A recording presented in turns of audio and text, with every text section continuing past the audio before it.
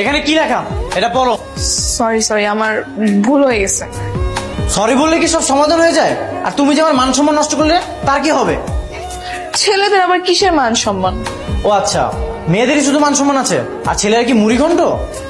মানে মানে একটা ছেলে একটা মেয়ের ওয়াশরুমে উঠলে তো দুনিয়া উল্টে যায়, আর একটা মেয়ে ছেলেদের ওয়াশরুমে উঠলে তখন কিছুই না। দেখো, আমার এক্সাম আছে, আমি এক্সামের প্রেসারে মানে ভুল করে ঢুকে পড়ছি। এত সিনক্রেট করার কিছুই নেই। এই ছেলে, সমস্যা কি তোমার? হ্যাঁ, সমস্যা কি? এই মেয়ে, কলার ছাড়ো। আমার আবার কি সমস্যা হবে? তুমি কালকে আমাকে কথা দিছিলে না যে কালকের ঘটনাটা তুমি কাউকে বলবে না? তারপর আজকে কেন পুরো ক্যাম্পাসে তুমি বদনাম ছড়িয়ে বেড়াচ্ছ আমার নামে? আমি তো কোনো কাউকে বলিনি। আচ্ছা, কি কালারের কাউকে বলেছি? কালো কাও নাকি লাল কাও? এই ছেলে তো চরম বিয়াদব। ফার্স্ট অফ অল, তোমার আমি একের সিনিয়র। কালকে থেকে দেখতেছি তুমি আমাকে তুমি করে বলতেছো, আবার আজকে আমার কলারটাও ধরেছো। তুমি জানো আমি যদি স্যারকে বিচার দিই তোমার কি হতে পারে? ঠিক আছে, আমি ব্যাপারটা দেখে নিব। আর আমি এখন সবাইকে বলে দিব যে তুমি আমার নামে ক্যাম্পাসে বদনাম ছড়িয়েছো। বলবা? ঠিক আছে বলো, আমিও তাহলে বলে দিব। তুমি আবার কি বলবা? হ্যাঁ, তুমি যে এভরিডে ছেলেদের ওয়াশরুমে যাও সেটা আমি বলে দিব। এভরিডে মানে?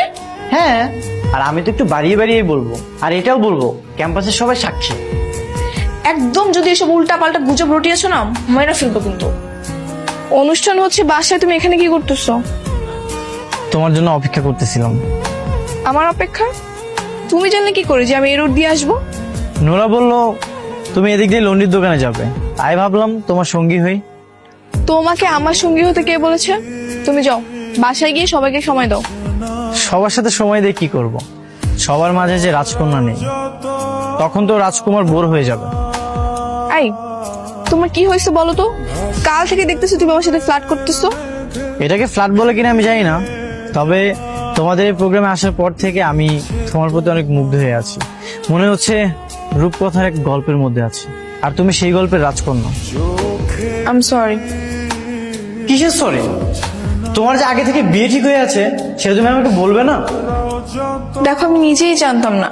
আমি যদি জানতাম তাহলে কখনো আমি কালকে তোমাকে হ্যাঁ বলতাম না। আর সেটার জন্য সরি। প্লিজ মুন্নি, এভাবে বলো, আমি না মানতে পারবো না। আমার কিছু করার নেই মৃদুল, বাবা মা অলরেডি সিদ্ধান্ত নিয়ে নিয়েছে। আচ্ছা শোন, আমার বান্ধবীর ছেলে মৃদুল, ওনাকে তোদের ক্যাম্পাসে পড়ে। হ্যাঁ, কেন? যতনে রাখি